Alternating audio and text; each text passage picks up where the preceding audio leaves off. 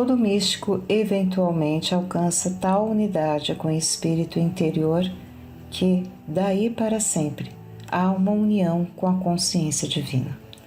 Aquilo que é humano e aquilo que é divino se encontram. O elemento humano é dissolvido e tudo o que resta é o divino. O que eram dois tornam-se um. Essa união é chamada de casamento místico, casamento espiritual. Este casamento é simbolicamente descrito na literatura mística como a canção de Salomão, como a união do homem e da mulher reunidos por um amor que transcende o amor em qualquer sentido humano. Não tem sensualidade nele, porque não há corporalidade nisso. E, no entanto, essa relação que se desenvolve entre o indivíduo espiritualmente dotado e Deus só pode ser descrita em termos de amor. Na consumação do casamento místico, o pai e o filho tornam-se um. Eu e meu pai. Existe uma íntima relação entre os dois. Aquele que me vê, vê quem me enviou. Não há mais dois, há apenas um. Não há mais Jesus, filho de José. Agora há Jesus, o Filho de Deus, o Cristo, ou Jesus Cristo.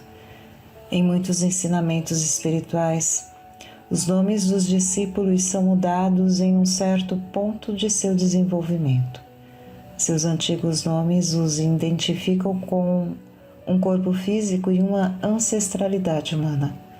Assim foi que Simão foi chamado Simão Bar Jonas, significando Simão, o filho de Jonas.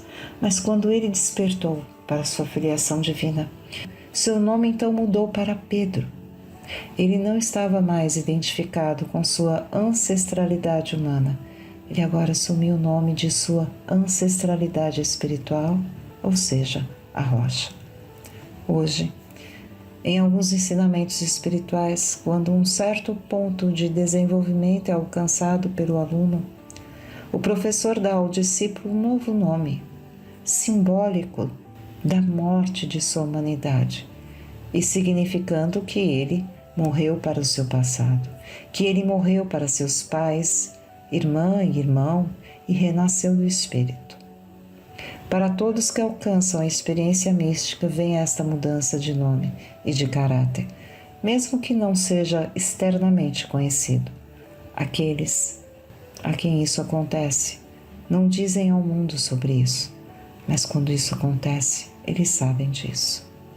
A concessão do manto também é uma experiência mística, e todos que vêm para a consciência mística sentiram que um manto desceu sobre eles. Eles nunca se refeririam a isso. É uma experiência espiritual interior, não um manto externo, mas algo para ser usado espiritualmente, como uma roupa que se coloca em torno de si para separá-lo do que resta do sentido humano em sua consciência. Tudo posso no Cristo que me fortalece. Eu vivo, mas não mais eu. Cristo vive em mim. Aqui está o casamento místico, Paulo e seu Cristo. Eles são casados, eles são um. Paulo não faz nada sem o seu Cristo. O Cristo pensa através dele. O Cristo opera através dele. E este é o fruto do casamento.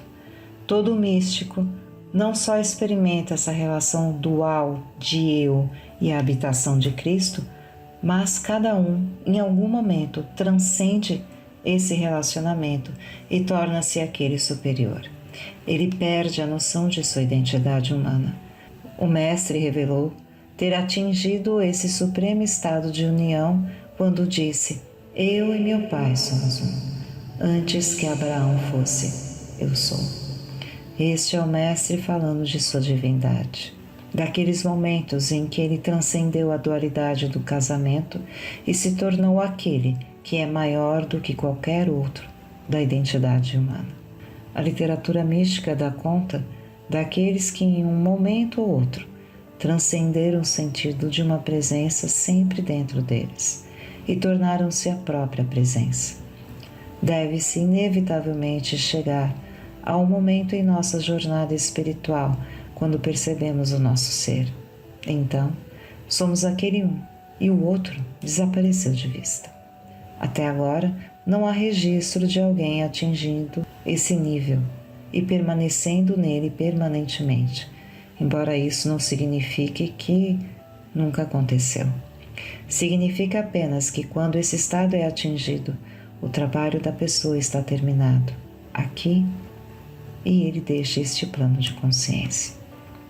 O supremo da experiência mística é a união consciente com Deus. É um estado de comunhão interior tão intenso e tão elevado que a pessoa desaparece e existe apenas como infinito eu, enquanto mantém, ao mesmo tempo, sua individualidade como pessoa. Não há absorção em Deus em nenhum momento, nem mesmo no momento da consciência da união.